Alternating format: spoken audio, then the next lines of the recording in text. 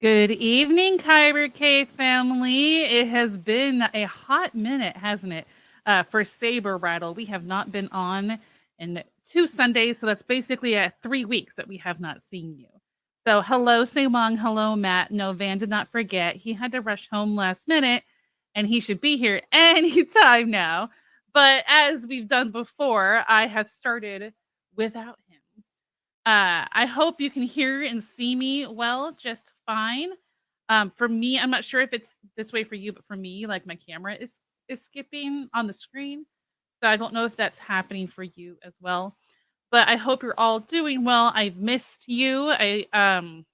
We had to take like a couple weeks off, and there were some reasons. Aubrey, who you all know is a host on the show for a lot of the gaming stuff, and Hearts of Kyber, and myself both had family losses in the last few weeks, and I had to go to a service and travel and whatnot. And so, anytime now, goodness say Wong, is it not live? Hi, Kevin. Good to see you. There's Kevin Hogan, our Comic Con adventure producer, there who gives us our report at the end of the show. You can see me, right? Oh my goodness. Because when Say Wong said anytime now, I have the stream up. Yeah, I can see myself. Okay, so I know I'm on. But yeah, Van had to rush home last minute, so I'm just gonna start without him. And I don't want to do the nerdy news without him per se, because I don't want him to miss out either. It's been a few weeks, and I've got 3 stories for nerdy news today. So I hope you're all doing good. Did you have a good couple of weeks? We got some rest. I am live. Okay, good. I have a new microphone since I last saw you guys. I got a beautiful new microphone. Invested something in something really good. So I wanted to be nice and clear for streams for you guys and on my personal channel. If you want to check out my personal channel, I do have my own Twitch. I'll link it real quick. I don't normally do that a whole lot, but you know, Van's not here. So I stream on Tuesdays and Fridays on my personal Twitch, where I mostly just play video games. I did sing recently for it. Well, that was interesting. To sing little like Les Mis and stuff like that. Because for those who know mezzo, as in mezzo soprano. So, all right. So first on our nerdy news. Okay, so nerdy news. Where's my music? Here's the music. Okay. First on the nerdy news is Star Wars Holiday Gift Guide 2023.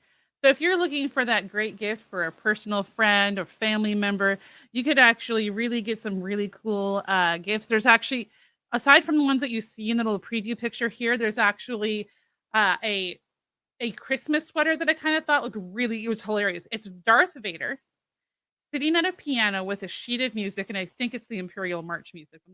Couldn't tell from the smaller picture, but it just looks hilarious. Razzle dazzle music. So if you want to check that out, just look in the chat, or if you're seeing this as an upload, in the description below, there's a link to this gift guide for your special family member or friend that you would like to get something for that is Star Wars themed.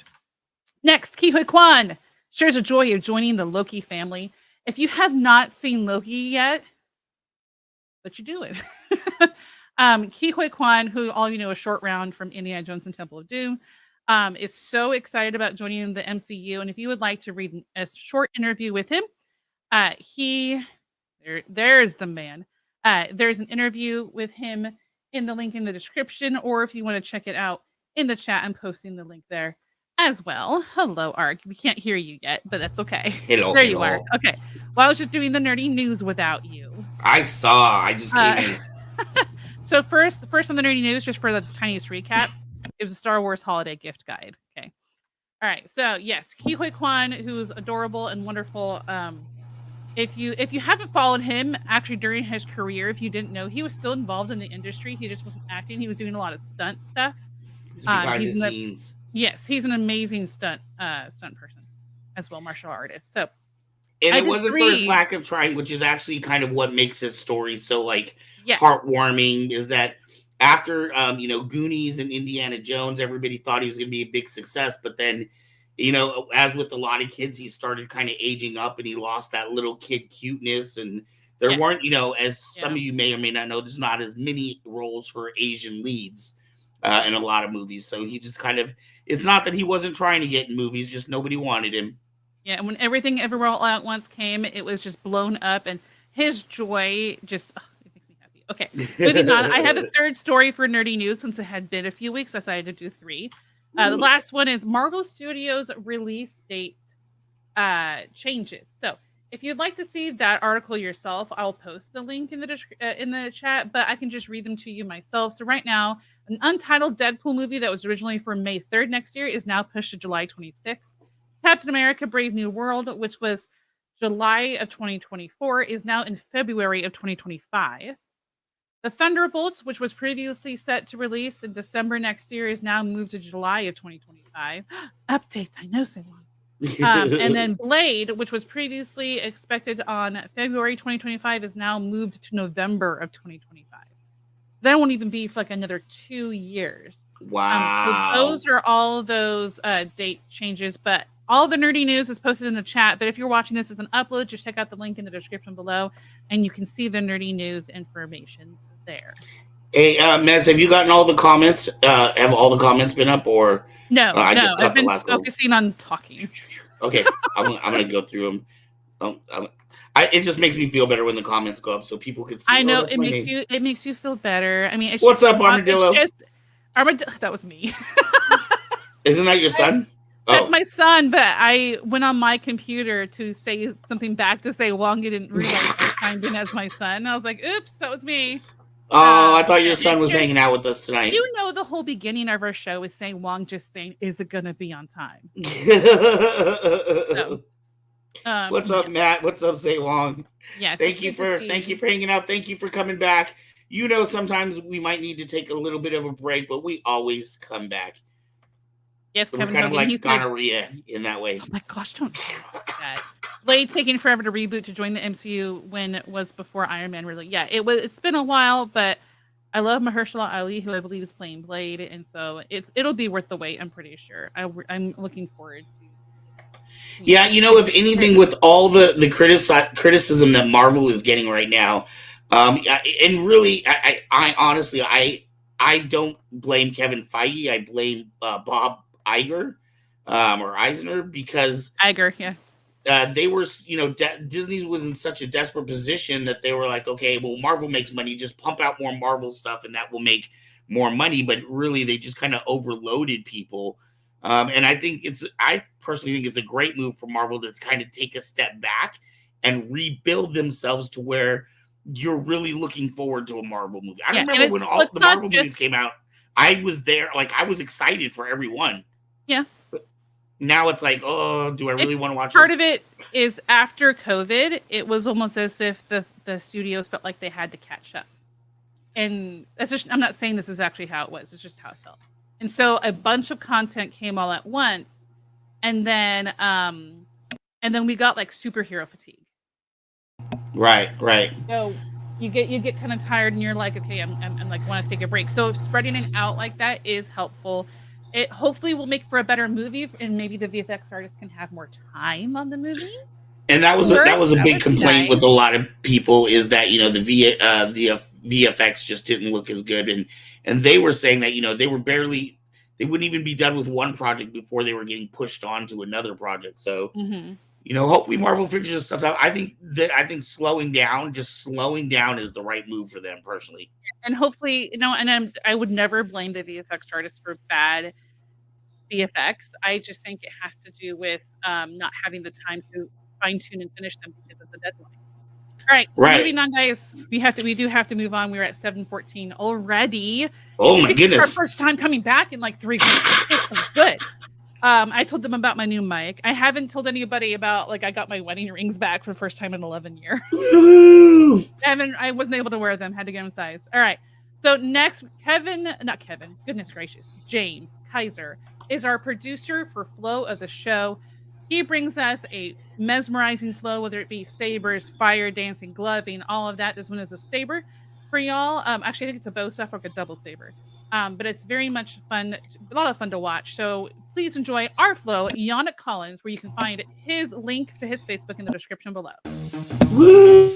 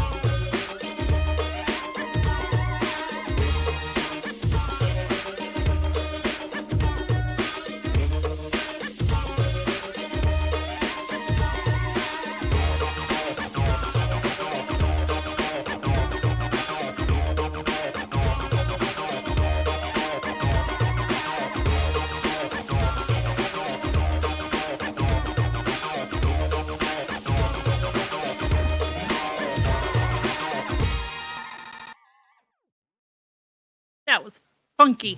Holy crap, that was me. Did you do the music on that, Nez? Well, I mean, I didn't like make the music, but I chose. Well, I mean, you did. Did you find the music? Yes, I That found. was a funky beat. That was a good beat. I liked it. I was like, hey, this is kind of fun and funky. I'm going to use that one. So that is your flow, Yonnic Colins. You can see his link to his Facebook in the description below. That was absolutely amazing. Yes, thank you, James Kaiser, for supplying that for us. I did a little fun with the editing too, the whole split screen. I just try to have a little fun with it. All right, so sir, would you like to introduce our guest after you're finished? My little coughing thing. Yes, I am very, very excited about tonight. So, in the past, we have had a gentleman who is a cosplayer. He owns his own business named Steve Melton, out in Florida, and he's a good friend of mine that I've known from online. Great cosplayer. He introduced me to this gentleman tonight, and I have never had it. I got to see some of his cosplay, which was absolutely fantastic. I can't wait to show it off. But I have not gotten a chance to talk to him, so we are going to be learning together about Mr. Scott Benson. Take it away, man.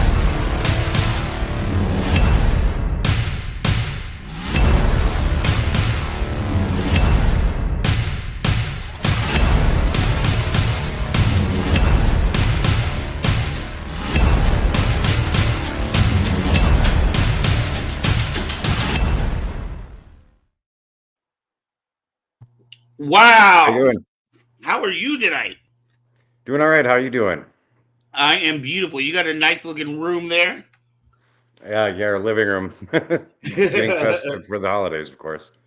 I'm not sure how I felt about that Jedi Star Trek costume there. It was a little bit blasphemous there, I gotta say.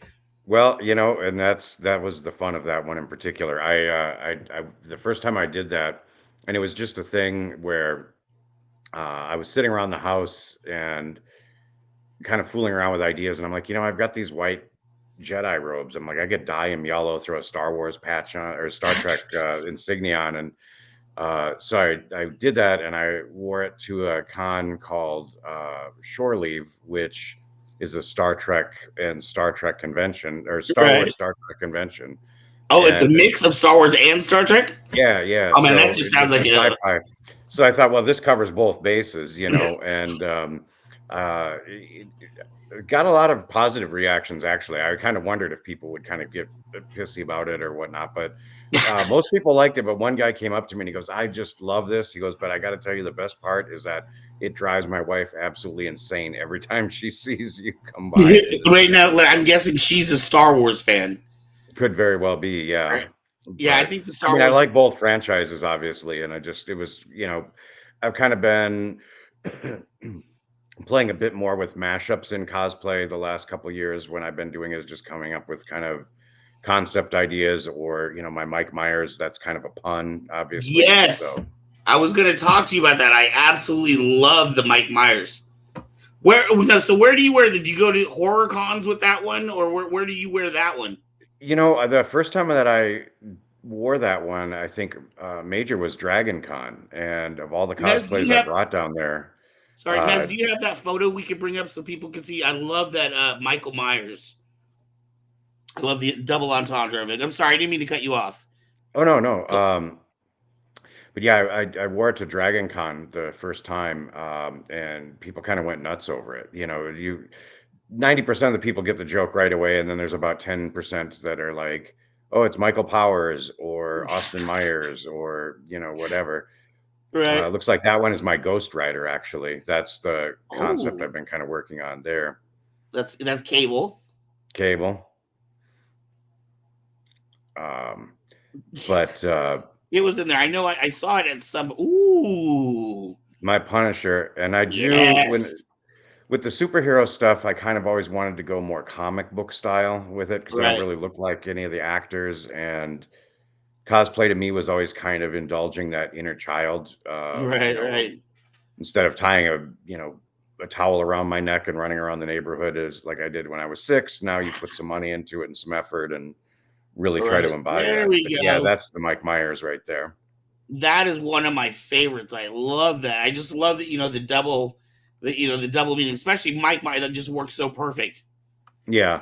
And like I said, the people that everywhere I've worn that, and I do wear it a lot to horror cons. And that one's kind of fun. I've actually gotten compliments from a lot of the celebrity guests actually that have been at the horror cons. Right. Most recently, Greg Nicotero walked by and he kind of gave me the 2 thumbs up, and he's like, "Mike Myers," which I thought Yeah, was pretty cool. baby. Yeah. Yeah. Um, but that one's been a lot of fun. And it's easy to do too because it's just a pair of coveralls and a mask for the most Right. part. So, I can throw it on, walk around for an hour, and then take it off and just go, shop or wander around like a regular, person at the cons without the cosplay. And Right. with some cosplays, once you get into character, you're kind of in it until Yeah. you're, done. So. Well, I can tell even with that, you had a Star Trek photo there where you were in a yellow shirt. You had that eyebrow, man. You were in it, man. You were in it. So when you get into a character, you were that character, right? Is that what I'm getting? If you A come little as bit. Cable, are you gonna act like Cable? Well, I'm not real tall, so it's a little hard to be superimposing as him. But for the most part, it's more.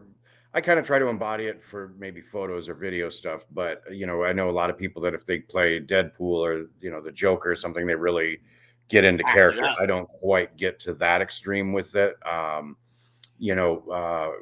When I started out, I wanted to do superheroes and I wanted to do them in comic book style. I wanted to try to, my goal was always to try to make it look like, coming straight off the page of a comic book.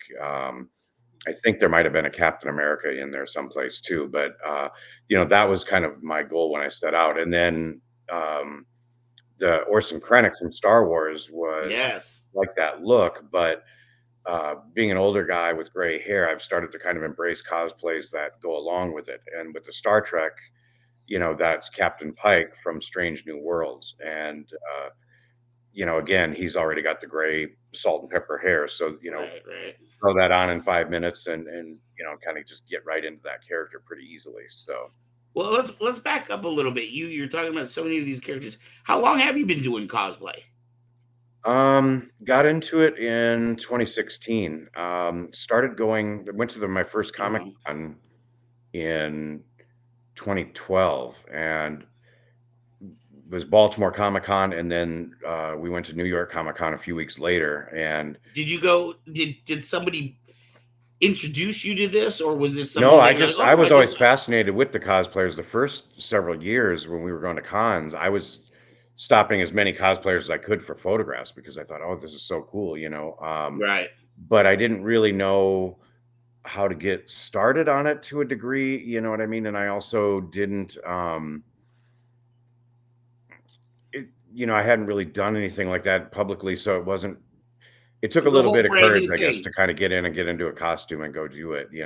Right. It's a Um, whole brand new thing. It's like a whole different, I mean, it's like picking up any new sport or hobby, or yeah, you got to learn all the rules and meet all the people and find out if it's for you. yeah. And then, So so when 2016 rolled around, we went to New York Comic Con. My wife was going to cosplay as Supergirl, and another friend of mine came with us, and he was cosplaying as Doctor Strange. And so they were kind of like, you really should try this. And so I ordered a right. Captain America costume off eBay that was made to my size, but it was like a Civil War costume. And then I had a lot of fun with it. But then I was like, well, again, I don't really look like any celebrity actors or anything to that effect. So if I'm going to do this, I want to do it comic book style. And so that's when I started doing like the black and white Punisher you saw or Cable. Right. Um, I did a Superman at one point. And then that, just kind of snowballed. So you kind of, you come up with different characters or ideas and then you kind of put it together. And then, of course, I think most cosplayers will tell you that they're always kind of tweaking and improving. You know what I mean? So you start Right. with something and then you upgrade this and you fix that and so on. So Do that was kind of you fun. do you at all build or do any sewing yourself?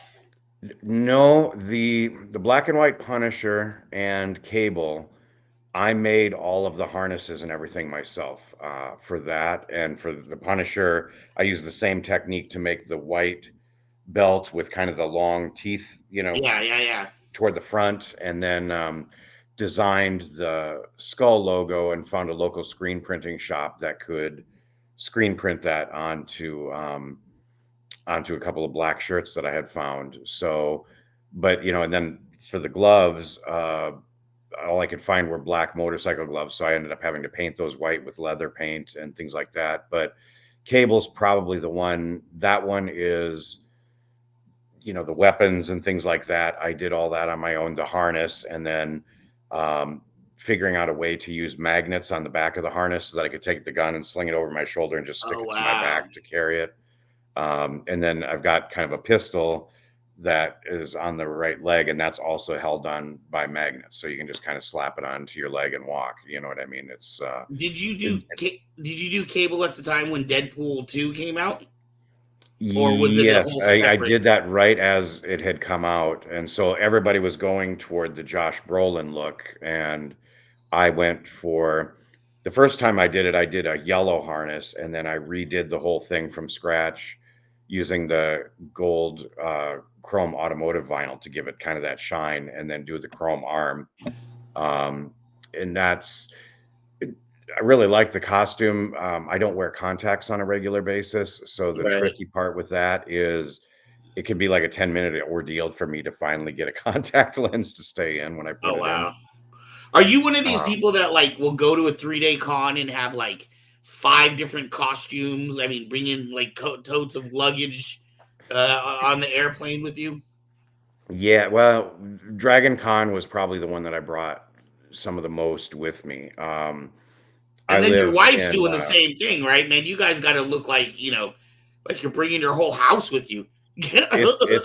Yeah, you got a big, hard rolling suitcase, a hard-sided, almost like a trunk that you fill up with all of your stuff, because you have, not only the costumes, but then all of the props that have to go along with it, which can be a bit of a hassle.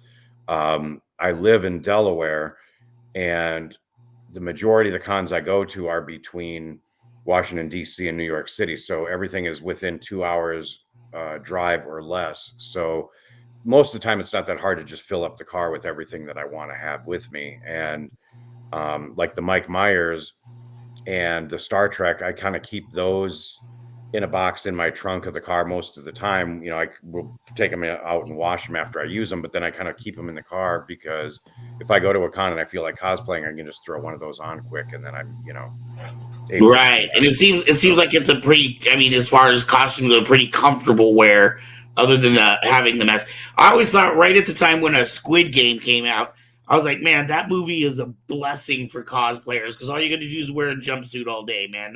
What more could you ask for? And that's the thing, is that, you get into some of these outfits, and I absolutely love the guys that do like the Optimus Primes, you know what I mean? Or the really intense armor pieces and stuff.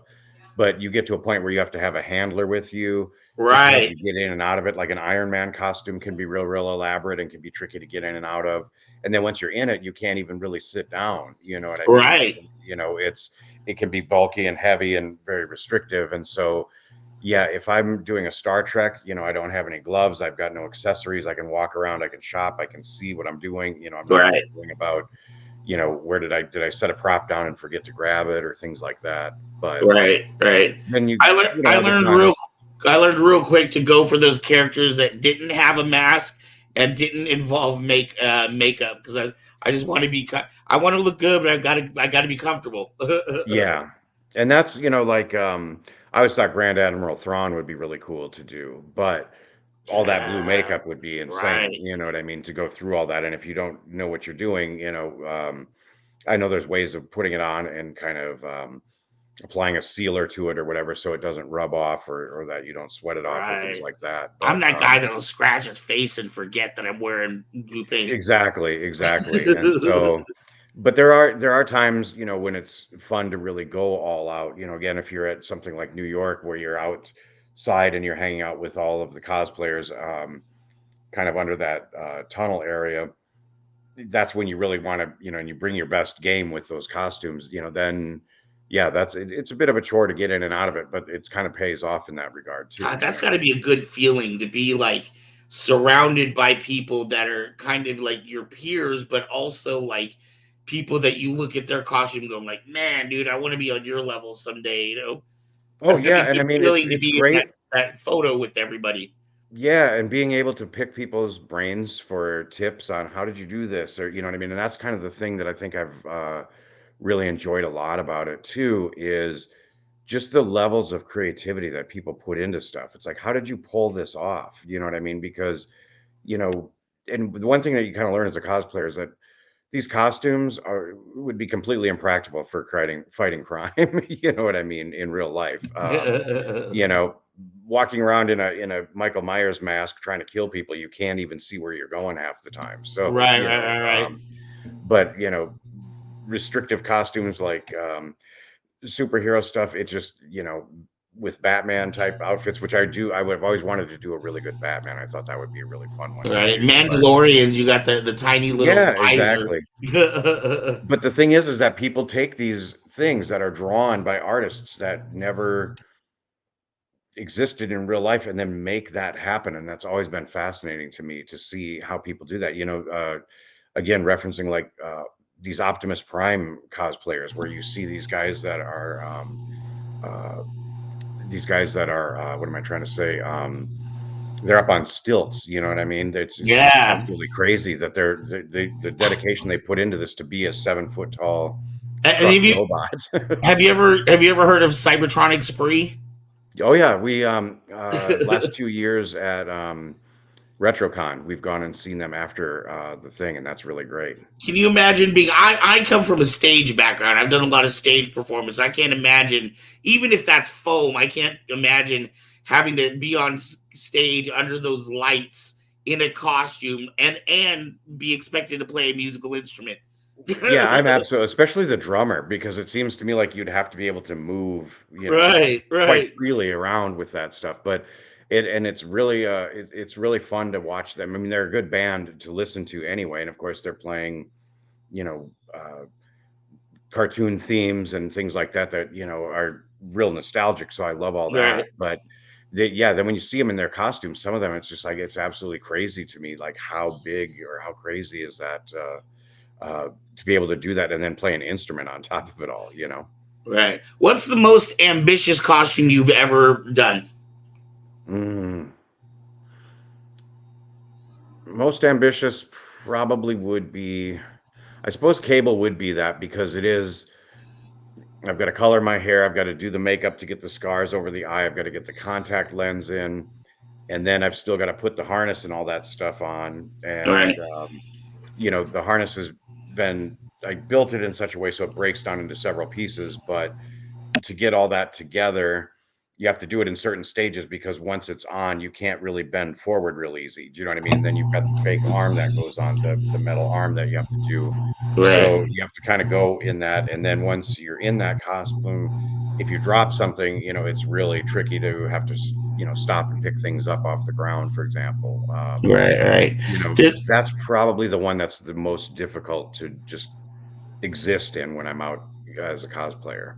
Right. There's actually a question here from you from the audience. Mr. Sewong asked, "Do you have any issues with props?" Um, Not necessarily. They can be a bit of What a about pain. flying with props? Do you like your suitcase is going through and it looks like you're carrying grenades and guns and all kinds of.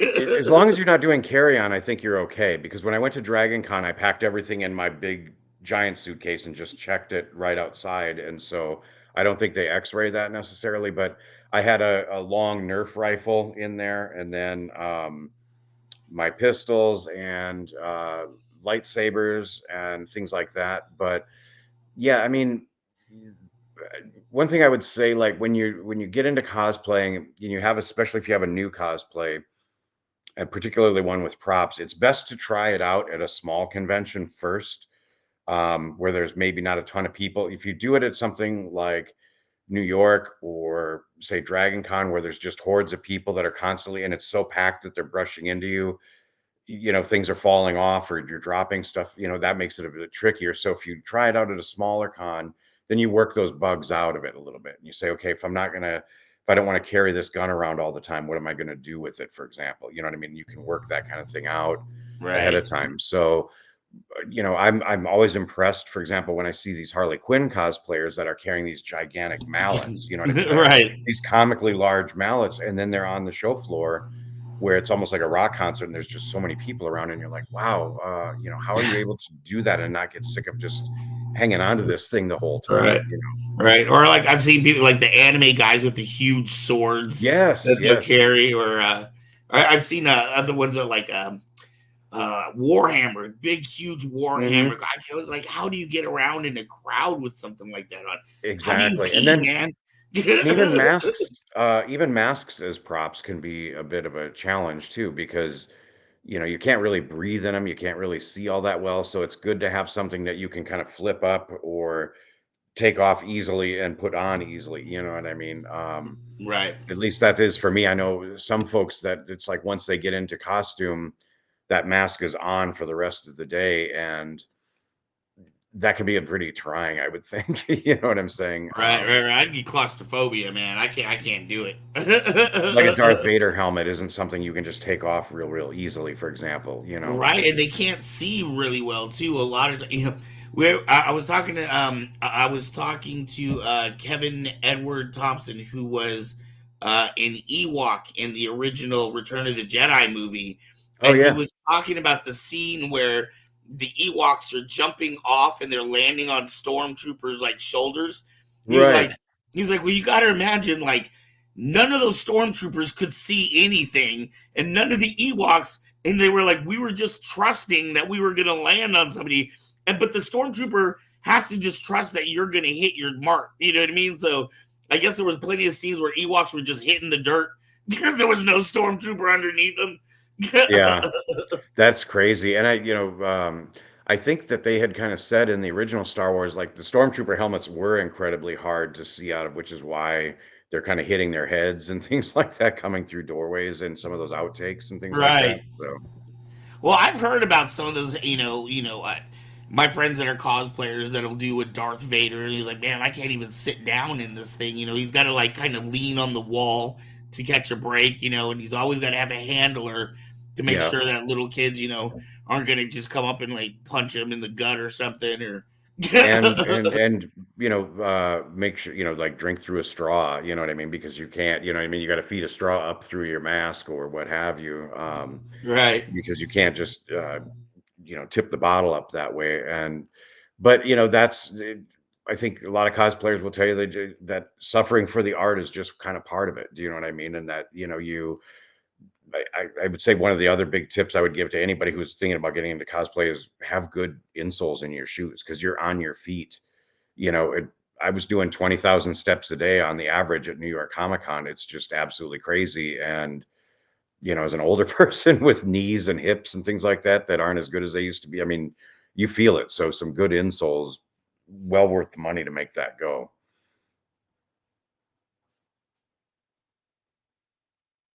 Did I lose the audio? I can't hear you. You were muted, Ark. He's going to redo something. 2 minute. I have no idea what he's saying. Just type it in the private chat, homie. And then Scott is so still, he doesn't look like you don't look like you're moving for a second as well. I think he's like popping out and popping back in. Sometimes his mic has some issues or something. I think it's actually his laptop. Oh, okay. It's actually barely hanging on. And sometimes his mic cuts out and he goes out and in, and then he's fine. Okay. I've never cosplayed myself. I accidentally cosplayed once. This is going to sound really strange. I was at an anime convention and there was a whole group of people dressed up as the TV show Firefly, except they were missing Kaylee, and I was in a kimono, and they're like, "You want to be Kaylee in our pictures?" And so I just kind of jumped in. Nice. That was it. Okay, we can hear you now. I am disappearing. Okay, thank you. Sorry about that. I have a finicky cable over here that if I accidentally brush it, sometimes the thing goes out. I apologize. Oh, gotcha. Okay. We were talking about marching 20,000 steps in long parades, and I admire the people that they'll put like fans in their helmets to cool themselves off, or they have like I drink know a lot of the packs. Star Wars guys will do that, computer fans and things of that nature. And I think it took until Return of the Jedi before they finally figured out to run a tube through the back of Peter Mayhew's Chewbacca suit, you know what I mean, to keep some cooler there. But I've Right. seen guys who do the ice pack vests and things like that underneath their stuff to keep cool for that kind of thing. Because I can't even imagine, trying to cosplay Darth Vader, let's say in July, you know what I mean, Right. especially In at an outdoor kind Arizona. of thing. Oh yeah. I talked to the cosplayers in Arizona. I was like, dude, you guys are on crack. I don't know how. Like that is suffering for your art. Yeah, absolutely. And there's costumes, if I do Captain America now, you're pretty much covered from head to toe. So that's definitely much more of a November, December, January, cold weather costume to throw on for things to do for that. But I did a kid's birthday party. I think it was 2021 or something like that. It was like in May. It was Memorial Day weekend, and it was about 90 and some odd degrees outside. And then the party was outside, and it was absolutely brutal. I mean, just even for that 1 hour out there, it was Oh just yeah. killer. These people that do like Darth Maul, where you've got the black layered costume and then you've got the makeup on top of that, man. Mhm. My Or hat's off worse, to you. like some of the guys that'll do a silicone mask, you know what I mean, that is form fitting, and that's even Yeah. crazier yet because you don't get any kind of airflow at all. That's like a second skin right over you. So, Right. Wow. That's it. How many costumes do you have now? oh man, I suppose maybe about a dozen, give or take. Like I said, I've kind of been fooling around with the Mike Myers one is the one that I kind of do the most now, just because that's the easiest to get in and out of, you know what I mean? And I go to a lot of horror cons. Um, I've slowed down this year. I haven't gone to as many cons this year as I did last year, but the latest one that I was working on was Ghost Rider, which is a take on the band Ghost. But a lot of people have said, well, I understand that it's supposed to be Ghost Rider, but I don't get the mask. So if you're not familiar with the band, it doesn't necessarily make a lot of sense. Do you know what I mean? Right, right, right. Yeah, I love that. You had. I didn't know it was Ghost Rider. It looked like I thought it was like a voodoo thing or something, but it was It was an exceptional costume. There was a picture of it earlier. Uh, Yeah. do you as you began? Because okay, so you said your first con it was more of like a store bought costume. Are you more into authenticity as you've been in the hobby, or do you still, I know Kevin Hogan. He's the producer of our segment about cons. He's happy to go to a thrift store and rummage through and find some things and create new characters. And even if it's not exactly perfect, it still is enough to give you the idea that that's the character that he's Right, right. trying to embody. Where are you? Are you more of a perfectionist, or are you just like, hey, as long as I'm out having a good time? With the superhero stuff, Punisher, Captain America, for example, I was trying to really hit the look of a comic book version of that. So when I had the suit for the Captain America made, I had a very clear idea of how I wanted it to be made. And Hold on, then real quick, Mez. Really quick, just for the audience and for fun, can you cycle through some of those photos again? Particularly, he's talking a lot about the Captain America. I mean, not Captain America, the Cable costume. We're talking a lot about that, but just cycle through and we can yeah, the just Captain America, that one I had made, but I had a very specific way that I wanted it done. So I was talking with the person once they got my measurements and said they wanted to be, I'm trying to replicate scales on the top, so kind of quilt that part of it, right. um, and things like that. So I had a very specific idea in mind, even though I couldn't necessarily do it. Right. But yeah, I do get to be a bit of a perfectionist in that regard. That's That the I Ghost love that Rider. one. That's a dope looking costume right there. And you can't quite tell because the picture cuts it off, but in the band Ghost, he wears like a Pope mitre. It's a hat, you know what I mean? Mm, So I yeah. put the fire on the hat. So that's how I was trying to mix those two together. So, um, Oh, but that's a great one there too. yeah, and that one is the other one that I made kind of on my own. Like I said, the belt and getting the teeth that way, and then doing the chest piece to the right size so that the teeth align. Because again, I was trying to make it very comic book accurate more than I was, movie or television show. And Right. then Orphan Krennic. Now that one's a fun That's one too. fantastic. um, I've always liked the look of that outfit anyway, and plus I don't have very many outfits with capes, so it's always just kind of fun to walk around and have that. Right. And Really quickly have some fight. on the Krennic, are you in the 501st? No, and actually, it was something that Steve had kind of mentioned that he's like, oh, you should, think about trying out for it. And I know that if I did, I would need to like upgrade the boots, I think, and Mm-hmm. maybe do a couple of things like that to improve it. But I did get a movie accurate insignia badge for it, and His rank. yes, his rank badge, and then a real nice heavy leather belt that's supposedly within 501st standards. But Krennic was one of those that um, I've always liked that outfit, and I didn't have any kind of a Star Wars cosplay, so I was like, all right, I think Krennic would be a good one because I can kind of just use my own face, and I've already got the gray hair, kind of like Ben Mendelsohn did, and Right. I really like that particular one. And then the Jedi robes, that's when I had bought those, um, and I don't remember what I was going to use them for, but then that's when I decided, oh, you know what, I'm going to dye them yellow and I'm going to do a Star Wars Star Trek Mashup. fashion on it too. That's what I love the mashup costumes. Those are some of my favorite. Do you have are you one of these people that are constantly like thinking of new costumes and new things you want to try and do, or are I you used to pretty be, but I've kind of run out of ideas. You know what I mean? There was, when I first got into it, it was just like boom, boom, boom. And then I think part of what slowed me down a little bit was the cost, because, when you come up with an idea and you say, yes, I want to do this, and you might be able to throw it together initially, but then it seems to me that I always, by the time I got done with props and accessories, or what I mean, upgrades and things like that, pretty soon you're into it for several $100s. it's And the accessories that are the hidden fees you never think about. yeah, I mean, just that rank badge for Krennic, that's like a $65 thing. You know what I mean? If you want a nice one, and then it's 3D printed blaster, but then I've got to sand and paint it and do all of that, which I had no problem with. But you start adding all those things in there, and then you want to buy some upgraded gloves, et cetera, et cetera. Pretty soon you're into it if you're a few $100. So there were a lot of ideas that I had, but then that kind of became well, do you really want to spend the money it would take to do that? Do you know what I mean? And then I started kind of sticking to, I guess it's been, kind of focusing more on characters that have some significance to me and things like that, where it's like, I really want to invest the time and money. And it's not just simply oh, this new movie's coming out, so I want to go out and, do that character right now too. You know what I mean? Right.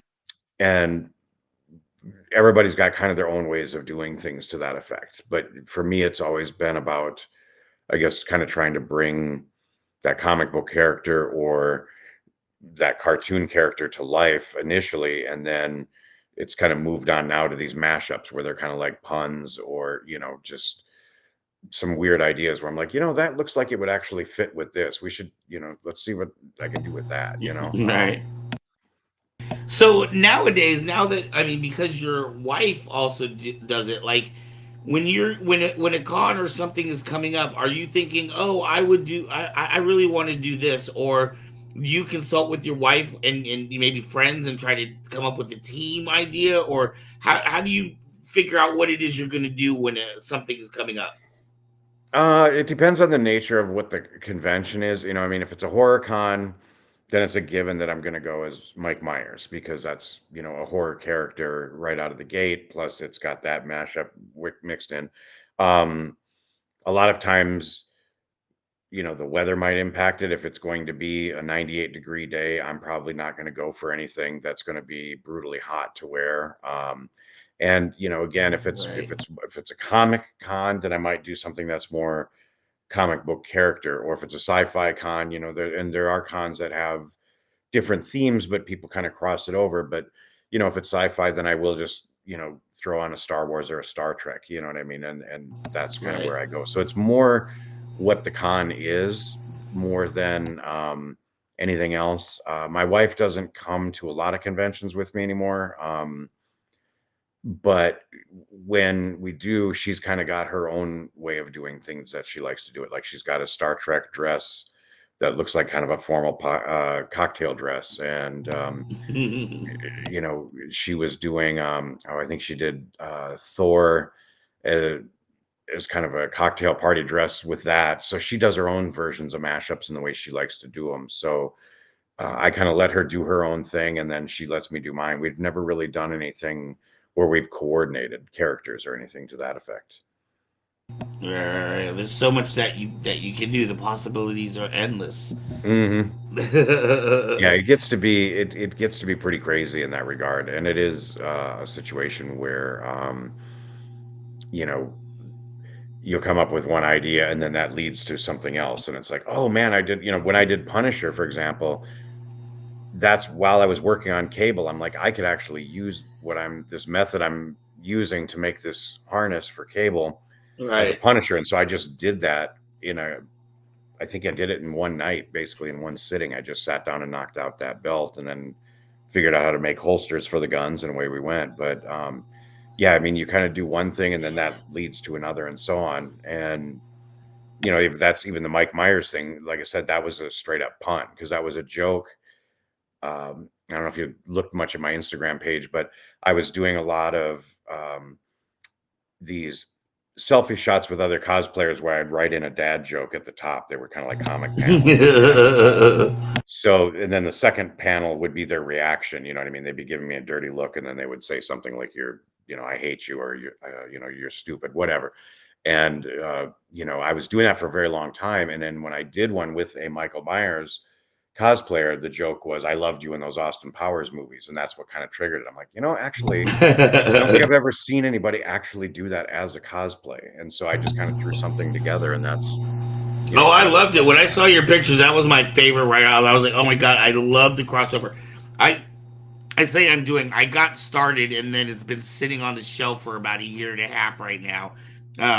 But I got started on I was doing a crossover of Marvin the Mandalorian. So it was Marvin the Martian as a Mandalorian.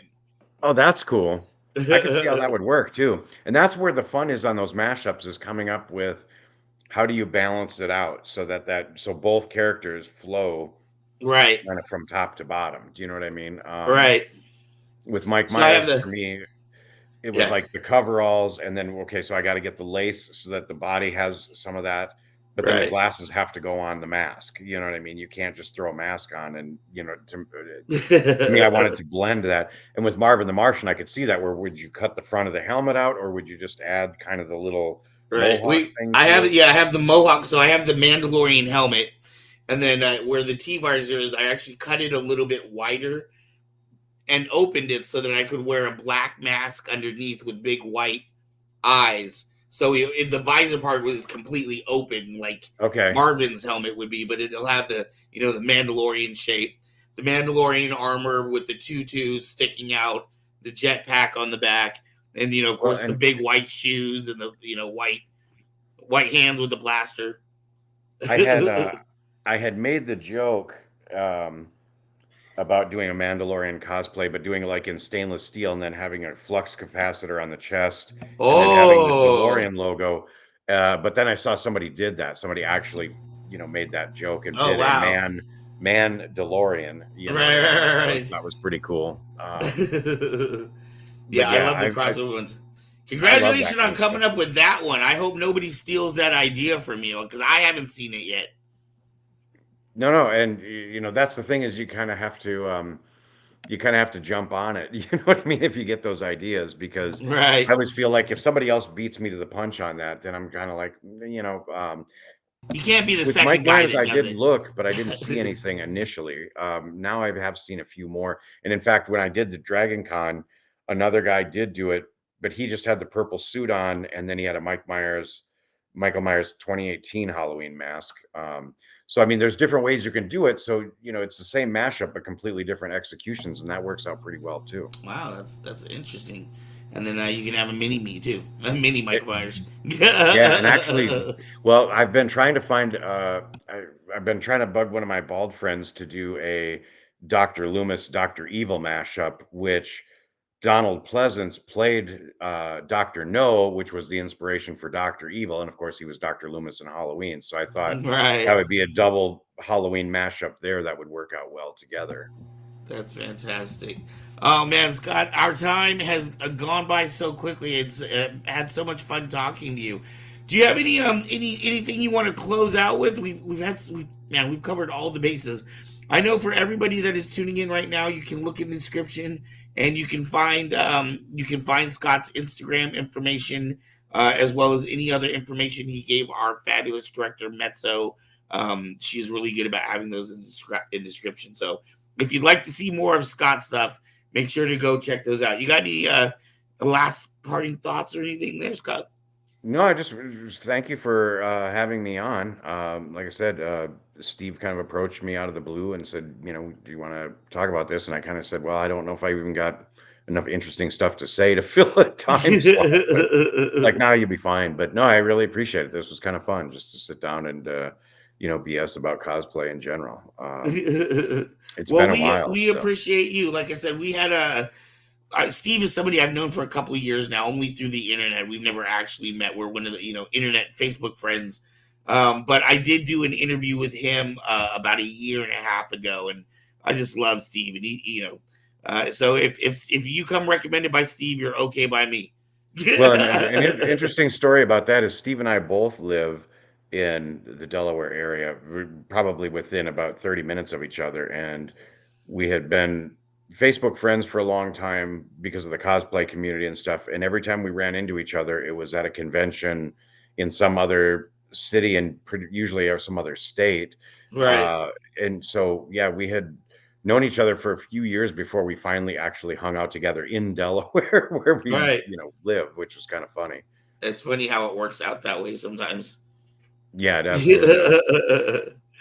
Scott, thank you so much. Thank you for hanging out later, past your bedtime, and hanging out with us tonight and letting us know about all your cool cosplay. I know a lot of times when we do cosplayers, people get really inspired and they want to start their own costume that they've been thinking about for a while. So hopefully you've sparked some imaginations out there. I appreciate it. And thank you very much for having me. All right. You have a beautiful evening. All right. Take care. Bye.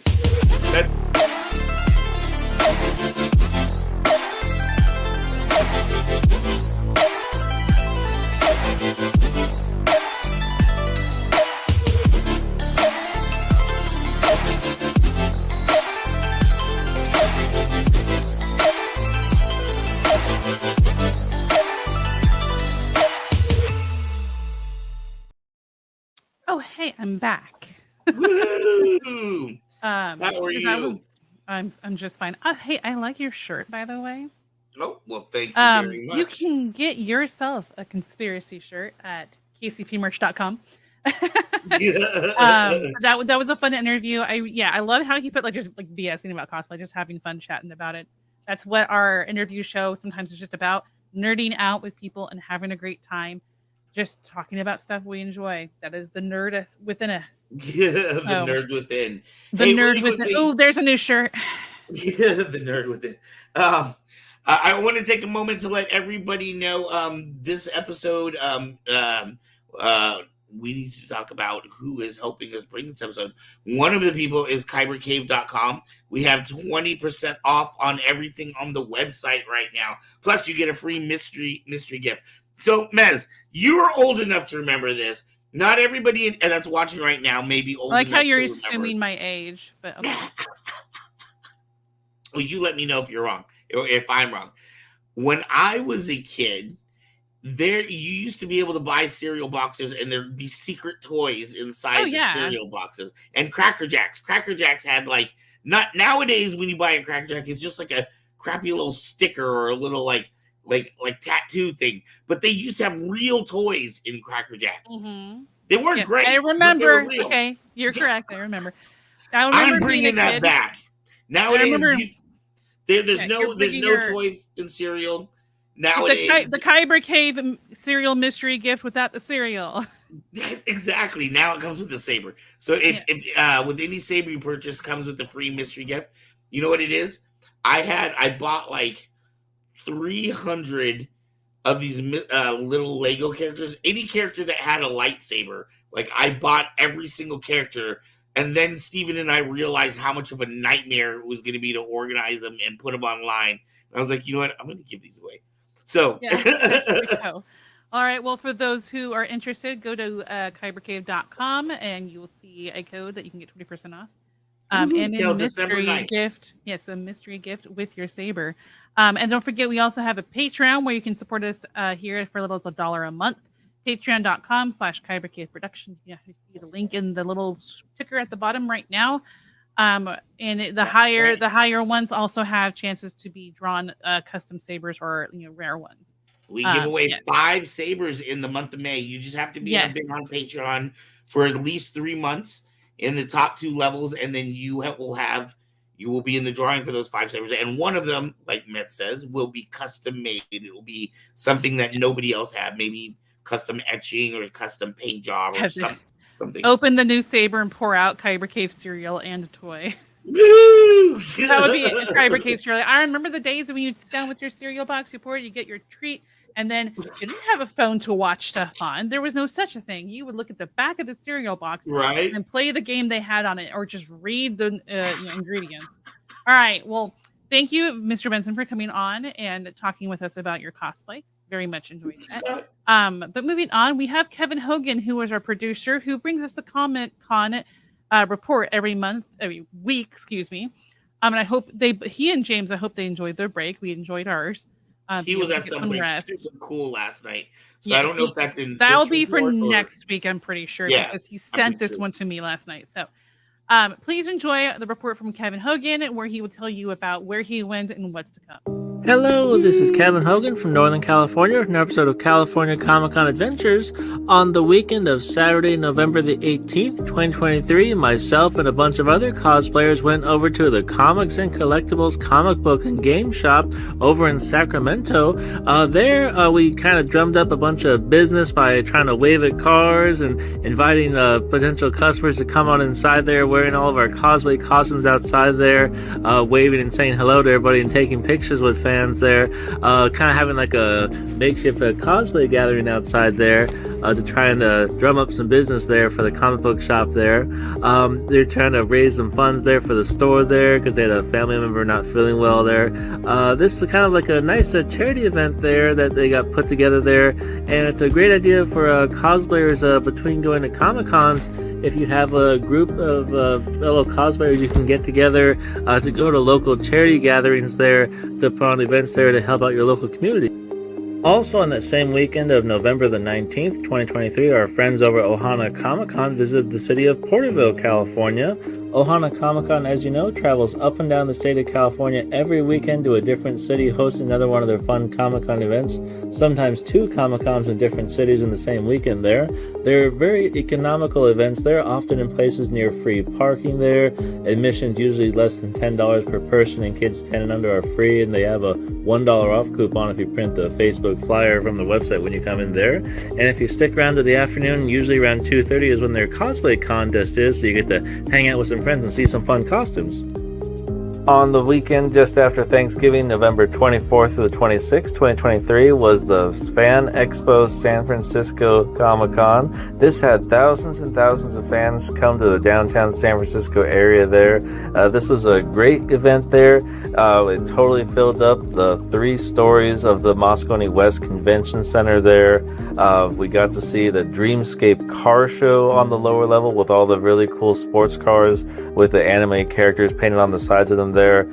We got to see many vendors, including the Star Wars droid builders walking around and with their droids rolling around throughout the convention hall there. We got to see dozens and dozens of celebrities signing autographs and taking pictures on the upper levels there. And we got to see tons of artists on the artist alley there. Plus, of course, lots of panels, which were very interesting, including comedy shows, how to build different cosplay props and different topics there. So it's very interesting. Plus a bunch of big actors there from Star Wars, like Mark Hamill from Luke Skywalker was there.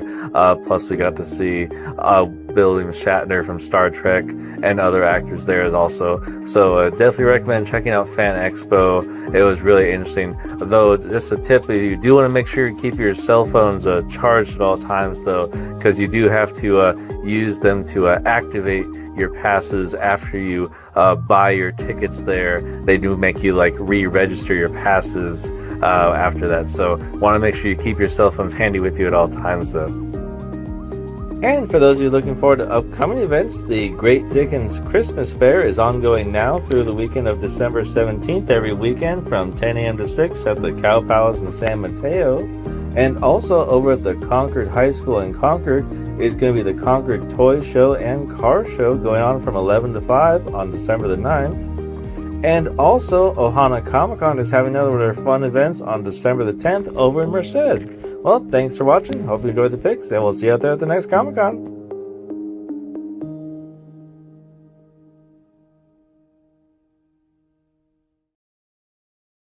Thank you, Kevin Hogan. That man is amazing. Did you see Mets? Did you see the I was blown away. The Joker and the Harlequin, but they were pirates in the montage. It was super cool. I have to go look again. Yeah, super cool. Thank you, Kevin. We appreciate you. We love you. Yes, thank you very much. Thank you very much, Mr. Hogan. And we look forward to next week's report on the cool stuff that you did there. For you, where you went last night. Yes. Guys, before we finish our show, don't forget we have a bunch of shows that we're coming back to, and we've got new ones coming. We've got a new upload show called Unpopular Opinion. That the first episode should be up by Friday-ish. Life has been crazy with the loss of our family member, so we've just been kind of busy dealing with that. And then holidays get kind of crazy, and kids' concerts and church stuff for me. And next thing I know, I'm like, oh no, I'm doing a gazillion things at once. But we also have... We are excited about that. That is a brand new show with myself. Yes. And our great friend, AC Allen, Anthony Allen from Kyber Cave After Dark. He's on a bunch of gaming shows, too. He is our resident drag queen. And we also have another new upload show coming called New Order. That is the brainchild of Aubrey and her friend. And we will be playing a role-play style like game. So hopefully you all will enjoy that. I have no doubt, because we've got some really cool stuff planned for it. And then we also have our gaming shows on Wednesday morning, Thursday, and Friday night. And we have Saturday morning Nerd Out, which is on Saturday mornings, where you get to nerd out with us in your PJs and a bowl of cereal. And we talk about all the cool stuff happening, trailers that have come out and all that kind of jazz, and give our reactions to it. That's right. So much to do. So much right here. You don't even need a life. Forget your job. Don't go to your job. Just stay with us all day long. If you want to check out the information on each show in the description below, you'll see a little synopsis about each show, and you can decide which one you would like to watch. Just watch them all. Kevin, Unpopular Opinion is where Rubik's KU Arcana, who is Anthony Allen, our resident drag queen, and Art here, go through a topic that was discussed, and they tell about their opinions and whatnot. So you guys, they have video clips and everything. So that will be a fun upload show coming up. So keep an eye out for it. I'll probably make like a post on our Kyber Cave Facebook about when it will be coming out. We might do like a premiere for the first one where people can leave comments like a live chat, but it won't actually be live. Yeah, but we definitely want your comments and we want your discussion. That's what this show is supposed to be. It's a whole different thing for me. I'm so used to these live shows, I kept forgetting we were doing. You're looking for comments, weren't you? Yeah. Yes, this is Van's first doing uploads rather than live streams, and it is very different to not look for comments. But what's nice is that you're more focused on what you're talking about and not having to worry about comments. Exactly. So, go ahead and keep an eye out for that. I'll probably do a premiere though, so people can chat at the same time as they watch. Yes, and I'll do it in the evening, so you and Anthony, if you're available, can pop in and chat with people while it's happening. Okay, do you hear that? That you were talking about the humming sound? It literally just went off. It stopped. That was nice. Right as we're ending the show. All right, guys, thank you so very much for tuning in to it. TikTok of the town. For Saber Rattle, after our break, please enjoy Taco Town, and we will see you later. Thanks for hanging out. Bye, Say Wong. Bye.